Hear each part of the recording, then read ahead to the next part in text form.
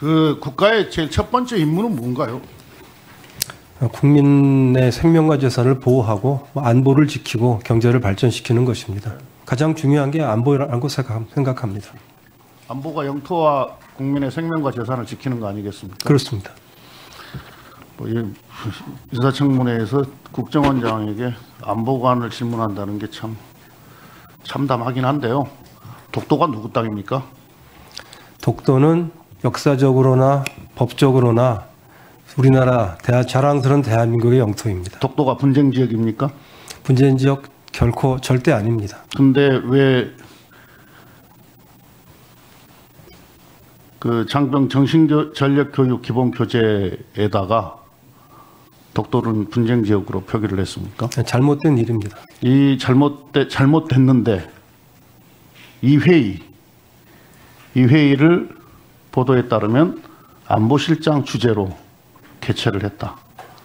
한 차례 제가 회의를 했습니다. 후속 회의나 업무 협조도 있었을 거로 생각합니다. 그리고 기본교재 개정 방향에 대해 논의하는 회의를 했죠. 개정 방향에 대한 의견 교환이 있었습니다. 예. 지금까지 독도가 분쟁 지역이라는 표기를 한 적이 없거든요. 그러면 이게 뭐 진보 정권이든 보수 정권 어느 정권이든 그렇게 됐었습니다. 그런데 이번에 분쟁 지역이라는 표현을 처음 등장을 해요. 뭔가 관련된 논의가 있었으니까 이게 등장을 하지. 한 번도 그런 적이 없었는데 느닷없이 이게 이번에 등장을 합니까? 김태년 의원님, 결코 그런 논의가 있을 수도 없고 전혀 없었습니다. 그리고 그럼 원인이 뭐라고 생각하세요? 왜 이런 뭐 그런 논의가 없었는데 느닷없이 이번 정부 들어서서 윤석열 정부 들어서서 이번 정신전력교육 기본교재에 독도가 분쟁 지역이라는 표현이 왜 들어옵니까? 원인이 뭐라고 생각하세요?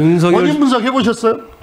윤석열 정부에서 취하고 있는 정책하고 독도가 분쟁 지역을 기술한 것은 완전 아무런 관련이 없습니다. 왜 관련이 없어요? 잘못된 일이고 잘못된 일로서 다뤘습니다. 잠깐만, 기본적으로 정권의 기본 흐름 이런 것들을 반영하고 있는 전혀 그렇지 않습니다. 신원식 장관하고 자주 소통한다고 이야기했죠.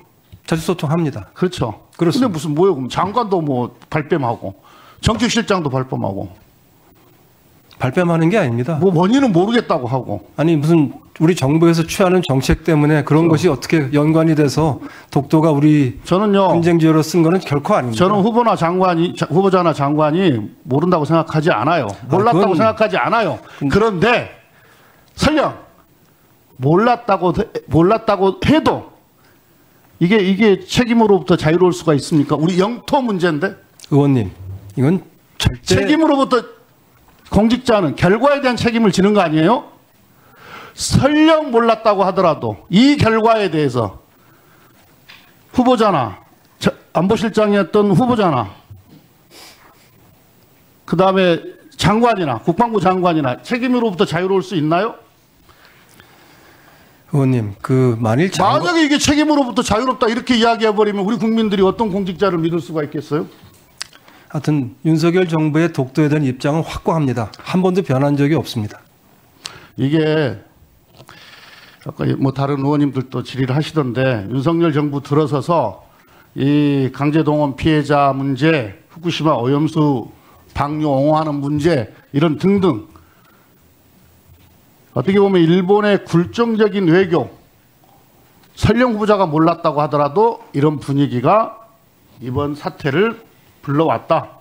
동의하지 않습니다. 합니다. 후보자만 동의 안 해요. 온 국민이 다 그렇게. 저는 동의하지 않습니다. 그래서 후보자가 과연 국정원장 자격을 갖고 있나 이런 의심을 하게 되는 겁니다. 이번 윤석열 정부 들어서서 국정원의 인사파동이 아주 많아요. 1차, 2차, 3차. 2022년 10월에 임명 4개월 만에 기획조정실장이 물러났어요. 이게 1차 인사파동이죠. 그리고 그 전에 1급 부서장 27명 전원해고 2, 3급 100여 명 무보직 대기 발령 조치. 뭐 이게 원인이었다라는 보도도 있는데 저는 말 길이 없고요. 자, 질문합니다. 정권이 바뀌었다고 특별한 사유도 없이 간부 전원을 해고하거나 대기 발령했다. 이런 인사정책이 합리적이었다고 생각하십니까? 그때는 제가 서울에 있을 때가 아닙니다만 아닙니다만 이유가 있으니까 그런 조치를 했을 거라고 생각합니다. 그럼 만약에 이렇게 고위 간부들을 다 일괄 물갈이를 해버리면 정보 업무의 연속선은 어디서 확보를 합니까? 그다음에 안보 공백이 발생할 텐데 이 염려는 어떻게 불식시킵니까?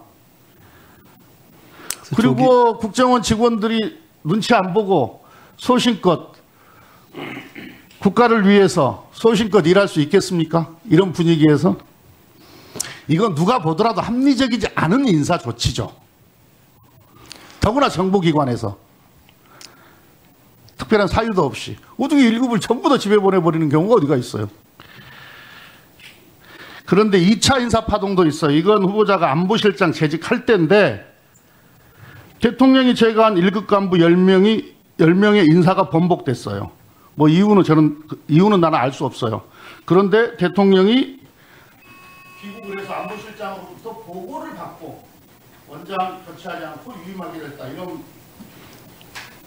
보도도 있었고 또 5개월 만에 지금 이 자리에 계십니다만은 국정원장과 1차장, 2차장 모두 경질, 교체된 그런 상황이 발생했어요.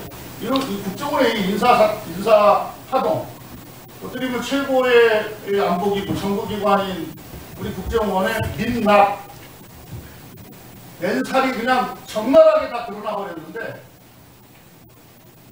괜찮아요? 이렇게 운영해도 괜찮습니까? 네, 조직을 조기에 안정화시키는 것이 굉장히 중요한 일이다. 제가 할 일이라고 생각하고 있습니다. 조직이 지금 안정이 안 돼가지고 난리가 나 있는데 그 안정을 시켜야죠. 그러던 지 얼마나 됐습니까? 조직을 2년 다 돼가잖아요. 그 의원님. 아니, 그리고 원장과 차장들이 일괄 경기되고 교체되는 그런 사례가 있었습니까?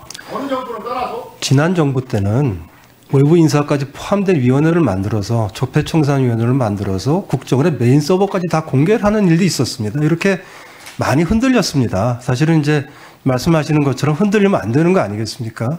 근데 이게 지금 이렇게 그냥 아무 이유 없이 이렇게 인사가 된 게 아니고 또 그런 또 환경과 상황적인 또 이유가 또 있었습니다. 그래서 제가 드리고 싶은 말씀은 제가 그런 얘기를 하고 싶은 건 없고요. 제가 이제 만일에 청문 절차를 잘 마치고 원장으로 된다면 조기에 조직을 안정화시키고 우리 구성원들의 마음을 추슬러서 정말 국정원이 국정원답게 멋지게 일할 수 있도록 만드는데 정말 제가 모든 힘을 바쳐서 일을 하겠다 하는 각오를 말씀드리겠습니다. 네, 수고하셨습니다.